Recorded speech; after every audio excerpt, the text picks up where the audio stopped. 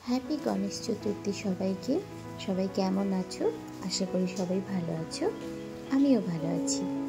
আমি আজকে বানিয়ে নিচ্ছি মোদক। আমি দেব হাফ গ্লাস জল, 1 গ্লাস দুধ, আর দুধটা ভালো করে ফুটিয়ে নেব। এটা খুব ভালো করে ফুটে গেলে এর মধ্যে 2 বাটি দিয়ে দেব সুজি, আর সুজিটাকে খুব ভালো করে সেদ্ধ করে নেব। এটাকে প্রায় 10 মিনিটের মতো ঢাকা দিয়ে রেখে দেব।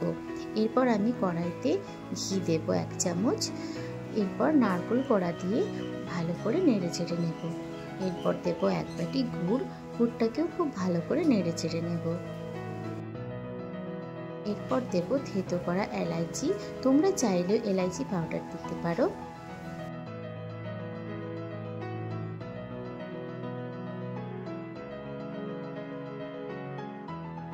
এরপর দেব ড্রাই ফ্রুটস, যেখানে আমি নিয়েছি কাজু বাদাম, আমন্ড বাদাম, পেস্তা বাদাম, সবগুলোকে একসাথে আমি ছোট টুকরো করে নিয়েছি।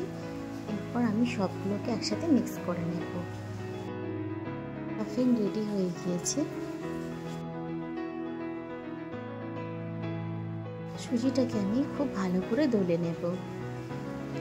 যেইভাবে আমরা রুটি তৈরি করার জন্য আটাকে তৈরি করি, ঠিক সেইভাবেই আমরা সুজিটাকে দলে নেব। সামান্য একটু ঘি নিয়ে ডোতে আমি লাগিয়ে দিচ্ছি। মোদক বিভিন্ন রকমের হয়, তার মধ্যে থেকে আমি এই মোদকটা বানাচ্ছি।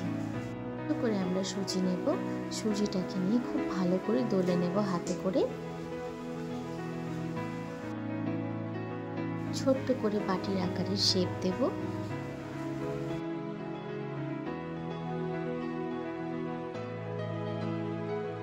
ঠিক এইভাবে এই বাড়িতে আমি ভরে নেব।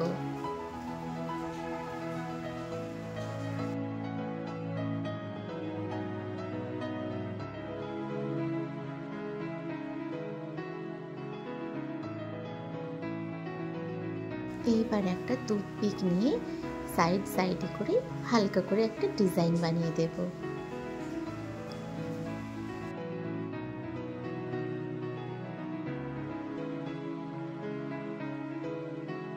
এই দেখো বন্ধুরা, কত সুন্দর মোদকটা হয়েছে। আমি ঠিক এইভাবে সব মোদক বানিয়ে নেব।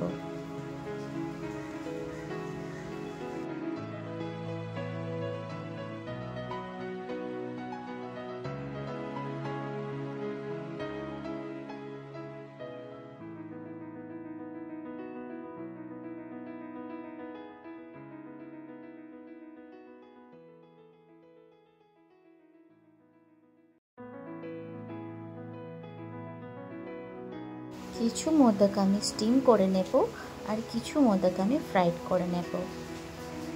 মোদকটা ভেজে নিচ্ছি সম্পূর্ণ ঘি দিয়ে। এক এক করে সব মোদকগুলো ভেজে নেব। মোদকটা ভাজার সময় খুব খেয়াল রাখতে হবে, গ্যাসটা কিন্তু মিডিয়াম টু হাই রাখতে হবে। ফল মূল মিষ্টান্নর সাথে মোদকটাও বানিয়ে ভালো ঝটপট।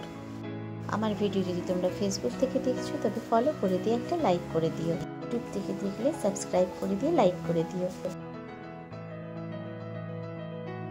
এক এক করে সব মোদকগুলো ভেজে নিলাম। মোদক তৈরি করার সময় আমি কিন্তু দুধের মধ্যে কেশর দিয়ে রেখে দিয়েছিলাম।